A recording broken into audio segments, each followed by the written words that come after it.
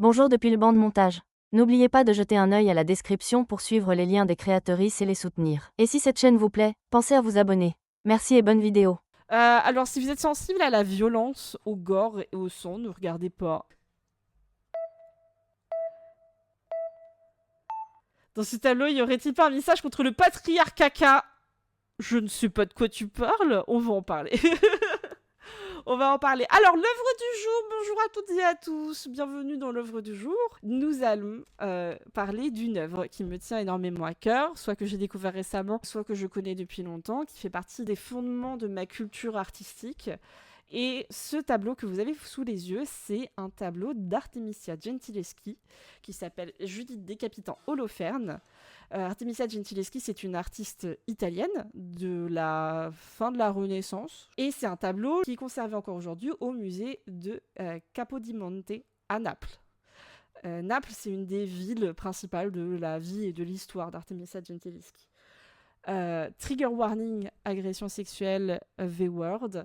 Pendant longtemps, Artemisia Gentileschi, elle a été connue en tant qu'artiste, certes, mais malheureusement pour quelque chose d'assez dramatique qui lui est arrivé, puisque Artemisia a été violée par un de ses collègues, un autre artiste. Et c'est un événement qui va bouleverser sa vie. Elle va même, et c'est assez rare pour l'époque, on peut le souligner, et c'est notamment peut-être la partie de sa vie la plus documentée, et probablement pour ça qu'elle est principalement connue pour cet événement, puisque du coup elle est allée jusqu'au procès pour faire reconnaître son agression. Ce qui est assez particulier pour l'époque, puisque encore aujourd'hui, on a un peu cette image d'une femme forte qui va pas se laisser taire et qui va pas se laisser faire et qui va se battre pour ses droits et surtout pour son honneur dans un monde complètement dominé par le patriarcat, par le pouvoir des hommes. Donc déjà à l'époque, c'était un cas particulier et encore aujourd'hui, elle est connue principalement pour ça. Le problème, c'est que le fait que pendant aussi longtemps, mais de manière récente, c'est-à-dire ces dernières décennies, le fait qu'elle ait été connue principalement pour cette agression, c'est extrêmement problématique. Pourquoi ? Parce que vous pouvez penser que c'est subjectif de ma part de dire ça, mais Artemisia Gentileschi est un génie. Est-ce qu'il y a un mot féminin pour génie ? Je ne sais pas. Mais elle a un génie artistique. Et les œuvres, quand j'ai découvert son histoire, certes, mais surtout quand j'ai découvert ses œuvres, je suis tombée amoureuse de son style. Et d'ailleurs, ça a été une des premières fois que moi, grande passionnée d'histoire de l'art, qui ai fait des études en valorisation des arts, de la culture et du patrimoine, j'ai eu des cours d'histoire de l'art. Je n'avais jamais entendu parler d'elle et surtout, je n'avais jamais entendu parler d'une artiste peintre à la Renaissance. Là, pour parler spécifiquement de la Renaissance, je ne connais pas de femme qui ait pratiqué son art à la Renaissance. Et je l'avais jamais réalisé avant de découvrir justement Artemisia Gentileschi. Il me semble qu'Artemisia, je l'ai découverte dans un livre qui raconte sa vie, donc un livre qui est un roman, hein, c'est pas une biographie, d'une de mes autrices préférées qui est Alexandra Lapierre. J'ai lu pas mal d'œuvres d'elle, mais vraiment Artemisia, ça a été la première que j'ai lue d'elle et c'est la première qui m'a marquée et surtout qui m'a fait tomber en amour pour juste le thème des femmes dans l'histoire de l'art. Ça a fait partie des pierres qui se sont placées sur mon chemin pour en arriver aujourd'hui à moi, Astragal, qui vous bassine tous les jours avec le fait qu'il y a toujours eu des femmes dans l'histoire, qu'elles ont été volontairement effacées, à l'époque comme encore aujourd'hui. Voilà. Ça a construit la personne que je suis. J'ai les bouquins en premier, quel enfer, enfin dans mon souvenir. Mais pour le coup, je trouve que le livre construit très très bien à la fois la personne qu'elle est à part de cet événement, c'est-à-dire le caractère qu'on lui imagine, parce qu'il y a forcément énormément de choses qui sont inventées, on n'a pas tous les éléments, mais Alexandra Lapierre, ce que j'aime beaucoup chez elle, c'est justement qu'elle a un travail qui est très documenté, à la fois pour la construction de son récit, mais aussi dans le livre, elle te propose énormément de sources en annexe pour justement pouvoir te référer à la vérité qu'il y a derrière le récit. Et ça, elle l'a fait avec Artemisia, elle l'a fait aussi avec Moura, qui est un roman sur une autre femme, complètement oubliée par l'histoire, mais qui a un destin incroyable, qui était... si on devait la résumer, on dirait que c'était une sorte d'espionne internationale, mais c'était bien plus que ça.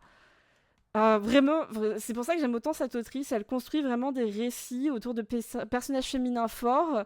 Et dans les récits, t'as forcément tout le rapport de ces femmes aux hommes, mais d'un autre côté, tu peux pas faire autrement, puisque ce sont des femmes qui ont évolué dans un environnement complètement patriarcal, mais encore plus poussé que ce qu'on connaît aujourd'hui, même si le patriarcat aujourd'hui est encore extrêmement présent partout. Et donc Artemisia, je l'ai découverte comme ça.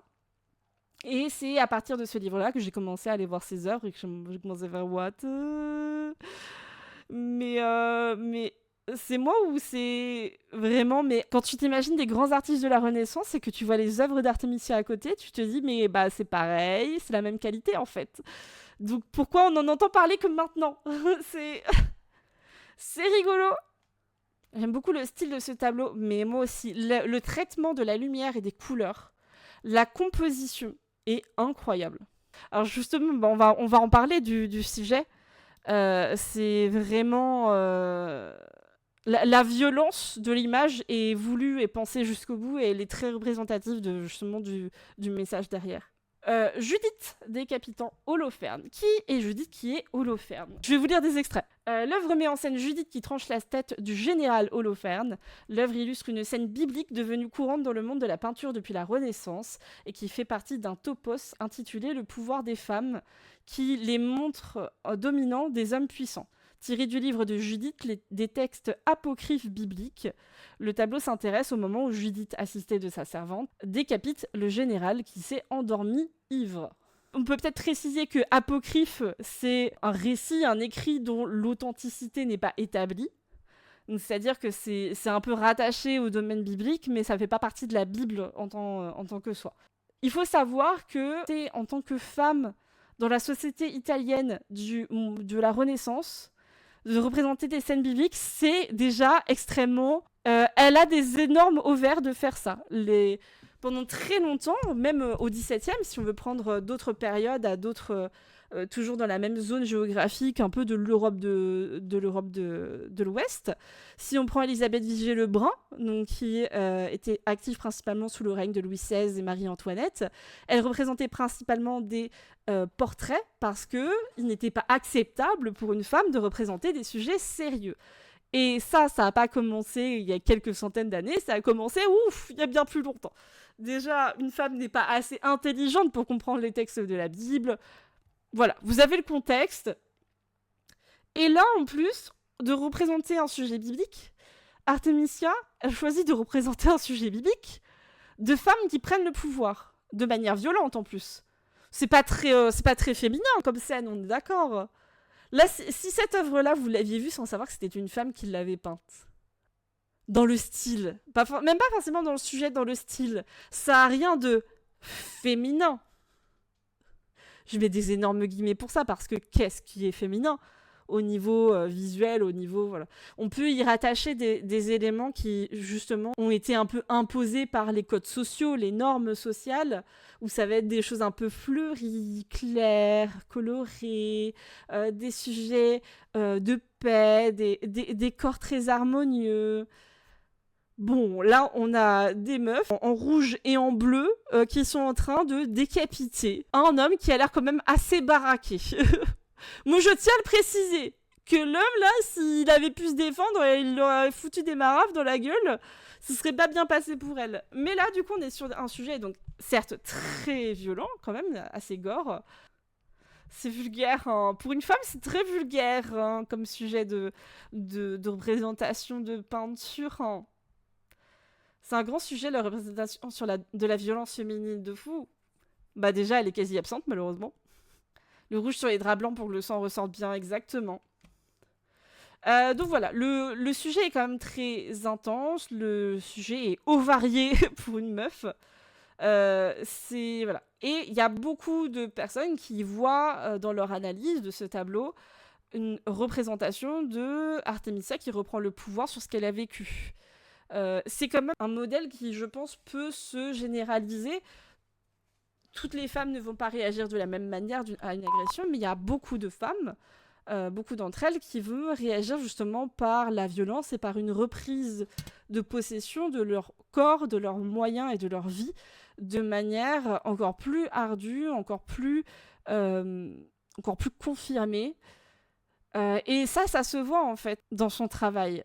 Au niveau des influences, pour celles et ceux qui connaissent un peu les artistes de la Renaissance, si je vous dis qu'il y aurait parmi les influences d'Artemisia du Caravage, est-ce que ça vous choque?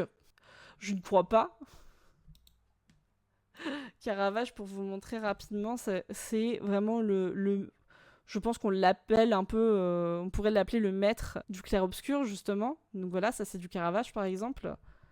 Vous voyez à quel point la lumière est contrastée par rapport aux ombres de l'arrière-plan. À quel point la lumière met littéralement en scène les personnages. D'ailleurs, on est sur le même sujet, là. C'est Judith décapitant Holoferne aussi. Mais là, je trouve que justement, chez Caravage, on retrouve vraiment une sorte de... Les femmes, quand elles sont violentes, elles n'aiment pas ça. Quand elles sont violentes, c'est pas dans leur nature. Hein. Parce que vous voyez, il y a la colère, le visage de la femme la plus âgée, mais donc Judith, il y a une sorte de dégoût dans ce regard. Il y a une sorte de... je suis pas sûre de ce que je fais. Alors que dans l'œuvre d'Artemisia, il n'y a aucun doute. Il n'y a aucun doute. Elles sont sûres et certaines de ce qu'elles sont en train de faire. Il n'y a pas de plaisir non plus, mais il n'y a aucun doute. Aucune remise en question de leur acte. Et je trouve ça tellement puissant. Elles sont naturellement destinées à donner la vie, pas à la retirer. C'est bien ça le problème. Moi, j'aime beaucoup les vidéos que je vois de femmes et de personnes qui rappellent que vraiment la seule raison pour laquelle le monde continue de nous traiter comme des moins que rien, nous les femmes, c'est parce qu'on choisit de pas être violente, alors qu'en vrai, qu'est-ce qui nous empêche? À part notre morale. Donc là, au final, le débat, c'est qu'est-ce qui vaut le plus des vies, même de personnes horribles, ou notre morale? Voilà, je trouve la question intéressante. Bien entendu, ces personnes qui font ce genre de contenu-là ne font pas des appels à la violence. Ce sont des invitations à la réflexion. Donc ne criez pas au loup en mode « Oui, les féministes sont enragées, elles sont vraiment très très méchantes et très très extrémistes. Les féministes, elles veulent couper les zizi de tous les hommes. » Oh yes, pour les forcer à faire pipi assis. Dieu, il a créé la vie, il avait le pouvoir de l'enlever. Je dis ça, je dis rien, j'avoue. Donc voilà, les inspirations. Et ah si, en vrai, je peux vous montrer quand même donc Artemisia. Et c'est le cas en vrai de beaucoup de femmes à travers les siècles. Souvent des femmes qui ont pu réellement pratiquer leur métier d'artiste et qui ont pu avoir un minimum de production artistique. Ce sont quand même souvent des femmes qui justement ils sont issues de familles et qui sont déjà dans le milieu ou de familles bourgeoises qui peuvent se permettre que leurs filles fassent un peu ce qu'elles veulent. Ça, et bien entendu, les valeurs parentales de la famille, j'imagine. Et donc, Artemisia, c'était la fille d'Orazio Gentileschi, qui était un peintre, qui était quand même bien reconnu, il était bien connu dans le milieu. Et lui, on peut voir qu'il a quand même un style vachement plus lumineux, je trouve. On retrouve quand même ce travail de la lumière, c'est-à-dire qu'on voit les nuances de la lumière sur la peau des personnages, sur les tissus, les matières. Mais voilà, c'est pas aussi marqué. Moi, je préfère largement le style d'Artemisia qui est beaucoup plus brut et réaliste, je trouve. On peut peut-être d'ailleurs regarder d'autres œuvres d'Artemisia. Sachez d'ailleurs que il y a aussi la patte d'Artemisia dans beaucoup d'œuvres d'Orazio Gentileschi. Parce que en fait elle faisait partie de son atelier, c'est comme ça qu'elle a appris à dessiner, à peindre. J'adore, c'est un autoportrait d'elle en allégorie de la peinture. J'aime tellement, mon Dieu, mais quel style. Vraiment, c'est ma passion quand les femmes font des autoportraits. Oh là là, dès qu'elle fait des sujets féminins. Et d'ailleurs, cette scène, elle est très importante dans l'œuvre d'Artemisia parce qu'elle l'a représentée plusieurs fois. Elle en a fait des adaptations. La la la la la la la la la la la la la la la la la. C'est pas violent du tout. Bon, il y a certaines prises de photos hein, qui sont pas très qualitatives parce que beaucoup de ses œuvres ne sont pas dans des collections publiques. Celle-là, je l'aime beaucoup aussi. C'est un autoportrait, il me semble aussi. Autoportrait en joueuse de lutte, voilà, c'est ça. Donc voilà, Judith décapitant Holoferne d'Artemisia. Une de mes œuvres préférées qui est probablement un des plus beaux symboles de ce que je fais aujourd'hui et de pourquoi c'est important de faire ça aujourd'hui. Parce que ça, c'est un tableau qui devrait être littéralement aussi coté et qui devrait être à côté au niveau des artistes recherchés et des artistes qui sont adulés. Elle devrait être à côté du Caravage, de Michel-Ange, de Léonard de Vinci. Elle a sa place. Est-ce que vous pouvez vraiment me dire que ça, c'est de la merde? Et la seule raison pour laquelle elle n'est pas à côté d'eux, c'est parce que c'est une femme. Bravo, vous avez compris. En creux, je comprends que les tableaux de peintres femmes ne cotent pas autant que ceux de leurs homologues masculins. Ah oui, encore aujourd'hui, ça. Oui. Quand tu regardes les artistes masculins, les artistes féminins, que tu mets la cote de leurs œuvres, peu importe, genre les super connus, les pas connus, tu les mets dans les deux catégories hommes-femmes. Alors, petite précision, il n'y a pas que deux genres. Le genre est une construction sociale, etc. Mais si tu divises en deux et que tu mets chacun de ton côté, déjà, il y a moins de production féminine. Parce que accéder au métier d'artiste, c'est pouvoir notamment se permettre d'en vivre. Tout le monde ne peut pas se le permettre, c'est un privilège. Et surtout, quand tu regardes comment ils sont cotés, les œuvres féminines vont coûter en moyenne beaucoup moins cher que des œuvres masculines encore aujourd'hui. Oui, même dans l'art contemporain. Donc voilà, Artemisia Gentileschi, la meilleure. Et pour les prochaines fois, j'ai des œuvres d'artistes d'époque et de genres artistiques complètement différents. Donc ça va être trop trop bien.